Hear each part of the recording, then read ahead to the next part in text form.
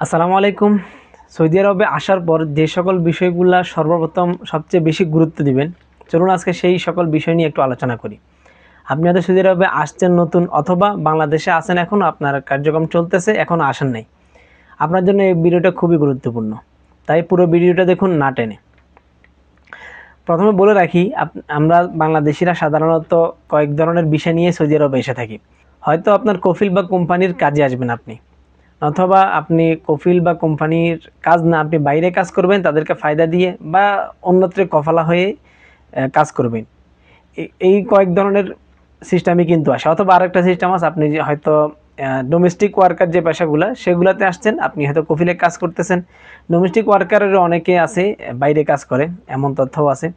আপনি যেভাবেই আসুন না কেন, পুরো ভিডিও দেখলে আপনি বুঝে যাবেন আপনার জন্য কি কি বিষয়গুলো প্রথমে করণীয়। প্রথমে বলে রাখি, আপনি আপনার কফিলের আন্ডারে যদি থাকেন, আপনি আপনার কফিলে কাজ করেন, হোক সেটা ডোমেস্টিক ওয়ার্কার অথবা আপনার কফিলের কাজ অথবা কোম্পানির কাজ, যেখানে আসুন না কেন, তারাই কিন্তু আপনার সব ব্যবস্থা করে দিবে। আকামা, তারপর আপনার যাবতীয় যতগুলো বিষয় আছে, কাজের বিষয়, কাজ কোথায় করবেন, বেতন কত হবে, আপনার থাকবেন কোথায়, সবগুলো কিন্তু আপনার কফিলে দেখবে।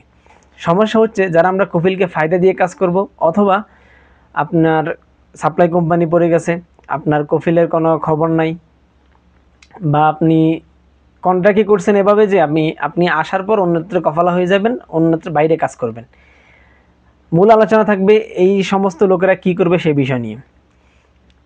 শুরুতেই আপনি আপনার যার মাধ্যমে আসছেন, যদি বাংলাদেশি কোনো দালাল হয়, তাকে বলে আপনি আপনার আকামাটা তুলে নেবেন। যদি সে আপনাকে আকামা না দেয়, তখন কি করবেন সেই বিষয়টা নিয়েই মূল আলোচনা। আপনি আসার পরেই সাথে সাথে আপনি আপনার বর্ডার নাম্বারটা তুলে রাখবেন। বর্ডার নাম্বার কী কারণে তুলবেন? শুরুতে আসার পর আপনি যদি কোথাও চেকে পড়েন, তাহলে আপনাকে অবশ্যই প্রুভ করতে হবে আপনি কি বর্ডার ক্রস করে আসছেন নাকি আপনি বৈধভাবে আসছেন। যদি আপনার বর্ডার নাম্বারটা থাকে, তাহলে আপনি দেখাতে পারবেন যে আপনার বর্ডার নাম্বার আছে, আপনি বৈধভাবে সৌদি আরবে আসছেন, অবৈধভাবে আসেন নাই। এই কারণে বর্ডার নাম্বারটা খুবই গুরুত্বপূর্ণ। বর্ডার নাম্বার নেওয়ার পরে আপনি চাইলে আপনার নামে একটা সিম কিনে নিতে পারেন। পরবর্তীতে যখন আপনি আকামা করবেন, আপনার আকামা দিয়ে আপনার আকামার মধ্যে সিমটাকে ট্রান্সফার করে নেবেন। বর্ডার নাম্বারের মেয়াদ থাকে সাধারণত 3 মাস। 3 মাস পরে কিন্তু আপনার বর্ডার নাম্বারের কোনো ভ্যালু থাকবে না। 3 মাস পরেও যদি আপনার কফিল বা দালাল যার মাধ্যমে আসেন, সে যদি আপনাকে আকামা না দেয়, তখন আপনি প্রথমত চেক করবেন যে আপনার পাসপোর্টের মধ্যে কোনো হুরুপ বা খরুজ কোনো কিছু আছে কিনা, এক্সিট বা কোনো ধরনের মামলা কোনো কিছু আছে কিনা। সাধারণত আপনার পাসপোর্ট নাম্বারের উপরেও কিন্তু খুরুজ বা হুরুপ দিতে পারে, সেই জন্য আপনি চেক করে নেবেন। যদি না থাকে, তখন আপনি নিজ খরচে, নিজ দায়িত্বে আপনি আপনার আকামার নাম্বারটা তুলে রাখবেন। তারা যদি না দেয়, কিছু তো করার নাই। আপনি হয়তো বাংলাদেশে থাকতে আপনি ভালোভাবে যাচাই বাছাই করেন নাই, আপনি নিজের আকামাটা নিজেই তুলে রাখবেন। আকামা তোলার পর সর্বপ্রথম আপনার কাজ থাকবে, আপনি আপনার নামে একটা আফসির অ্যাকাউন্ট খুলে রাখবেন। আফসির অ্যাকাউন্ট খোলার জন্য আপনার অবশ্যই সিমের প্রয়োজন হবে। সিমটা আপনি প্রথমত পরামর্শ থাকবে, আপনি আপনার নিজের নামে শুরুতে সিম না কিনে আপনি কারো থেকে একটা সিম নিলেন ব্যবহার করার জন্য, সেই নাম্বারে আপনি আপনার আফসেটটা খুললেন। পরবর্তীতে আপনি যখন আপনার নিজের নামে সিম কিনবেন, তখন আপনার আফসেরে আপনার সিম নাম্বারটা চেঞ্জ করতে পারবেন। এটা খুবই সহজে করা যায়। এই জন্য পরামর্শ থাকবে, আপনি প্রথমেই আপনার সিম কিনবেন না, কারণ সিম কিনতে গেলে আপনি নতুন বুঝবেন না, আপনি অনেক ধরনের প্রতারণার শিকার হতে পারে আপনি রাস্তায় কারো থেকে সিম কিনলেন, অথবা আপনি কোনো সাধারণ দোকান থেকে সিম কিনলেন। যদি এরকম হয়, আপনি বিপদে পড়ার সম্ভাবনা বেশি। তাই শুরুতেই সিম না কিনে আপনি একটু ভালো করে যাচাই বাছাই করবেন। যারা সিম কোম্পানির যাদের যে অফিসগুলো আছে, সেখানে গিয়েই আপনি সিম কিনবেন। সেখানে সিম কিনলে আপনি বিপদে পড়তে পারেন যে কোনোভাবে। সিম কেনার পরে আপনি আপনার নামে যে আফসেটটা করলেন, সেই আফসেটের মধ্যে আপনি আপনার সিমটা আপডেট করে নেবেন। সেটা খুব সহজে করা যায়, আপনি ইউটিউবে ভিডিও দেখলে পেয়ে যাবেন। বড় বড় শপিং মলগুলোতে আফসেটের মেশিন থাকে, সেই মেশিনগুলোতে চাইলে আপনি আপনার সিম নাম্বার চেঞ্জ করে নিতে পারবেন। আফসেটের পাশাপাশি আপনাকে আরও একটা অ্যাপস দরকার হবে, নাফাত। নাফাতটা হচ্ছে ভেরিফিকেশন একটা অ্যাপস, যেমন আমরা গুগল অথেন্টিকটা থাকে, সেরকম একটা অ্যাপস হলো নাফাত। সৌদি আরবে আপনি যতদিন আছেন, যে কোনো কাজ করবেন, আপনার কিন্তু এই নাফাত ভেরিফিকেশনটা লাগবে। নাফাতের মূলত কাজ কি? আপনি যে সৌদি আরব, আপনার যে সকল ধরনের কাগজপত্র আছে, সবগুলা দিয়েই আপনাকে কিন্তু নাফাতটা খুলতে হবে। আপনার ফেস স্ক্যান করবে, আপনার আকামা নাম্বার নেবে, আফসেরের পাসওয়ার্ড দিয়েই কিন্তু আপনাকে নাফাত খুলতে হবে। এই নাফাতের অ্যাক্সেস নিয়েই আপনি আপনার নামে আপনি কফালা হবেন বা যে কোনো কাজ করবেন, আপনার কিন্তু নাফাতটা প্রয়োজন হবে সৌদি আরবে। এই কারণে আফসিরের পাশাপাশি আপনি নাফাতটাও খুলে রাখবেন। আর নাফাত খুলতে বাড়তি কোনো ঝামেলা নাই, আপনি আপনার আফসিরের অ্যাক্সেস দিয়েই নাফাতটা খুলে রাখতে পারবেন। নাফাত খোলার পরে আপনাকে সতর্কতামূলক অনেকগুলো বিষয় খেয়াল রাখতে হবে। যেমন আপনার নাফাতের মধ্যে অনেক সময় কোড আসতে পারে, নোটিফিকেশন আসবে যে আপনার কিছু কোড আসছে, আপনি এই কোডটা কাউকে শেয়ার করবেন না, পারলে এটা ক্যান্সেল করে দিবেন। কোডটা শেয়ার করলে কি হবে, হয়তো কেউ আপনার সাথে কোনো একটা কন্ট্যাক্ট করছে আপনাকে না জানিয়ে, আপনি এমন কিছু বলছে যে আপনি 10,000 রিয়াল তার থেকে ধার নিছেন, সেটা কনফার্ম করার জন্য আপনার নাফাতের প্রয়োজন হবে। অথবা আপনার যে সিম আপনার নামে আছে, আফসিরের যে সিমটা আছে সেই সিমটার প্রয়োজন হবে, সেই সিমে কোনো কোড যেতে পারে। আপনার নাফাতে হোক অথবা সিমের মাধ্যমে হোক, যে কোনো কোড আসুক, আপনি কোনো ধরনের কোনো কোড কাউকে শেয়ার করবেন না।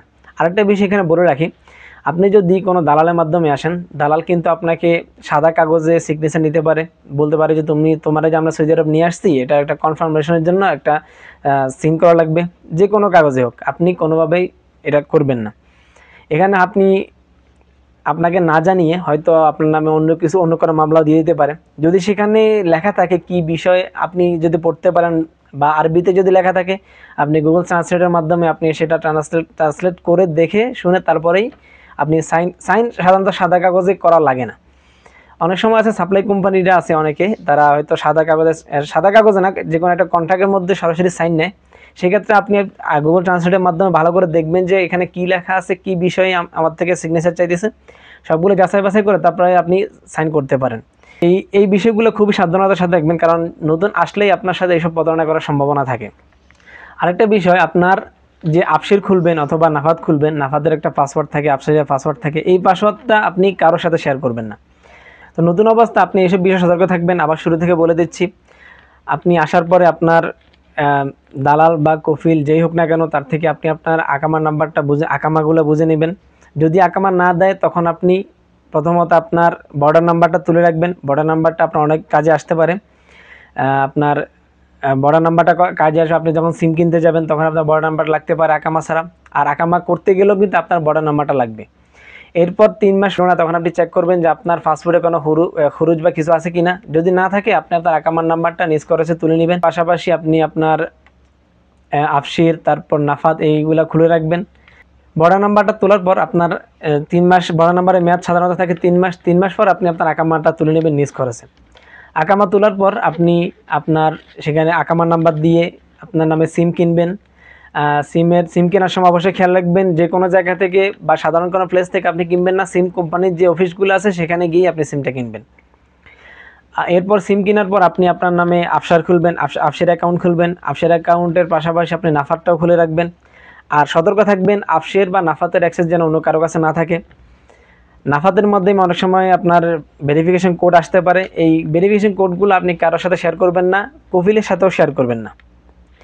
এখানে হতে পারে কফিল আপনার সাথে প্রতারণা করতে পারে। এই কারণে এই সম্পূর্ণভাবে বুঝে শুনে তারপরে আপনি আপনার নাফাতটা ইউজ করবেন।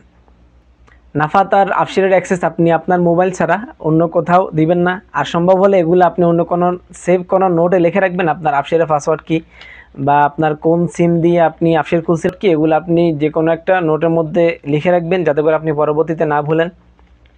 এইসব বিষয়গুলো আপনি কারোর সাথে শেয়ার করবেন না, খুবই সতর্ক থাকতে হবে। শুরু অবস্থায় যদি আপনার সাথে কোনো একটা প্রতারণা হয়ে যায়, পরবর্তীতে কিন্তু এটা অনেক বড় বিপদ হতে পারে। তো এই ছিল আমার আজকের ভিডিও। আশা করি আপনাদের উপকার আসবে। যদি উপকার আসে অবশ্যই একটা লাইক দিবেন, কমেন্টে জানিয়ে দিবেন। এই ধরনের ভিডিও যদি পেতে চান অবশ্যই চ্যানেলে সাবস্ক্রাইব করে রাখবেন। দেখা হবে নতুন কোনো ভিডিওতে। আজকে এই পর্যন্তই। আল্লাহ হাফেজ।